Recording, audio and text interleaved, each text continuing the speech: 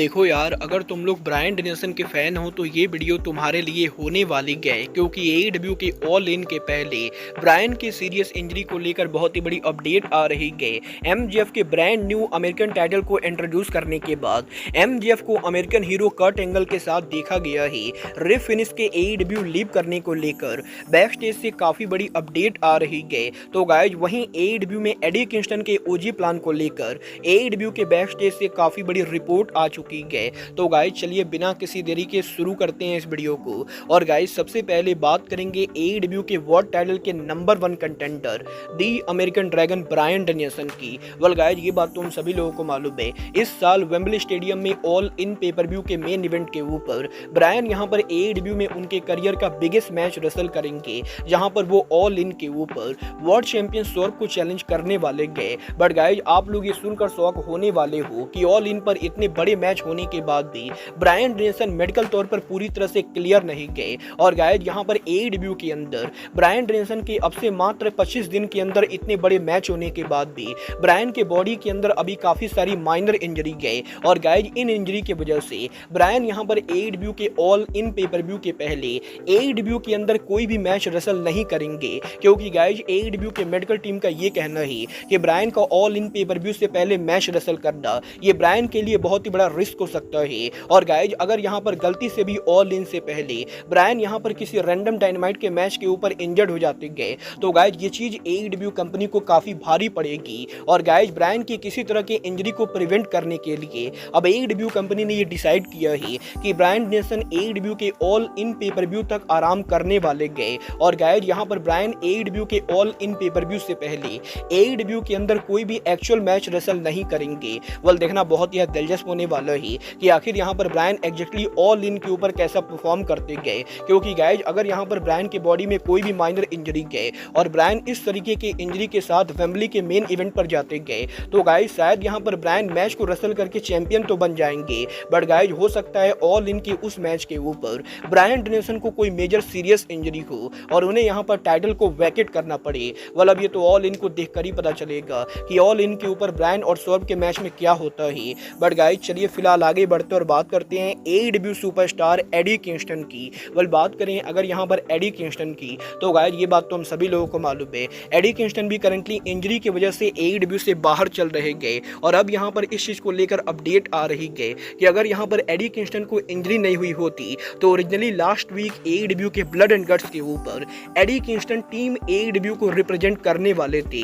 और एईडब्ल्यू के original plan के हिसाब से लास्ट वीक एईडब्ल्यू का जो ब्लड एंड गट्स मैच हुआ था उस मैच के अंदर एईडब्ल्यू के अंदर हमें यहां पर पॉसिबली मार्क बिस्को की जगह एडी किंगस्टन देखने को मिलने वाले थे। बट गाइज एडी किंगस्टन की अनफॉर्चुनेट इंजरी की वजह से हमें यहां पर एडी एईडब्ल्यू के ब्लड एंड गट्स में देखने को नहीं मिले।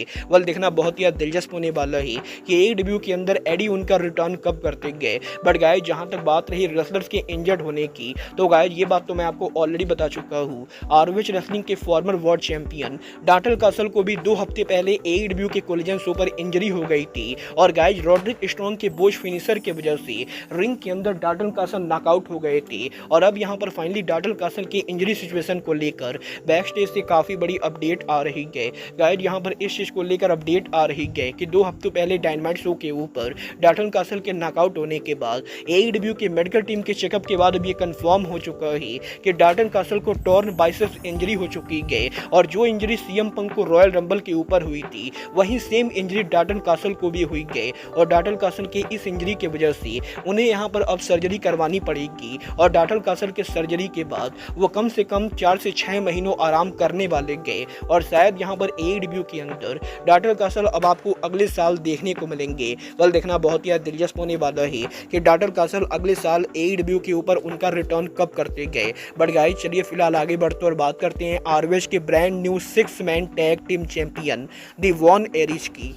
वेल गाइज ये चीज़ तो हम सभी लोगों ने देखा एईडब्ल्यू के इस हफ्ते battle of the belt show के ऊपर एईडब्ल्यू के अंदर रॉस और मार्सेल वॉन वेरिच डस्टिन रोड्स के साथ आरओएच के brand new 6 man tag team champion बन चुके गए। और यहीं वॉन एरिच के एईडब्ल्यू में चैंपियन बनने के बाद अब फाइनली यहाँ पर रॉस और मार्सेल वॉन एरिच के कॉन्ट्रैक्ट को लेकर फाइटफुल की तरफ से काफ़ी बड़ी अपडेट आ चुकी है, जहाँ पर फाइटफुल ने ये कंफर्म कर दिया है कि वॉन एरिच एईडब्ल्यू के ऊपर चैंपियन तो बन चुके गए, बट अभी तक टोनी खान की कंपनी के द्वारा द्वारा वॉन एरिच को ऑफिशियल कॉन्ट्रैक्ट में साइन नहीं किया गया है और अब भी यहाँ पर वो फ्री एजेंट के तौर पर AEW के शो पर काम कर रहे गए। और करेंटली वॉन एरिच और AEW के बीच में ये डील हुई गई कि AEW कंपनी जब तक टेक्सास में उनका शो करेगी तब तक वॉन एरिच AEW के शो पर रेगुलर काम करने वाले गए। और गाइज अब ये देखना दिलचस्प होने वाला है कि क्या यहाँ पर AEW के ई स्पोर्ट स्टेडियम में सोच के ओवर होने के बाद वॉन एरिच ROH के टाइटल को ड्रॉप करके कंपनी को लीव करते गए या टोनी खान की कंपनी इवेंचुअली यहाँ पर रॉस और मार्सेल वॉन एरिच को साइन करती गए। बोला आपको क्या लगता है AEW को रॉस वर्सेस मार्सेल एरिच को साइन करना चाहिए या नहीं?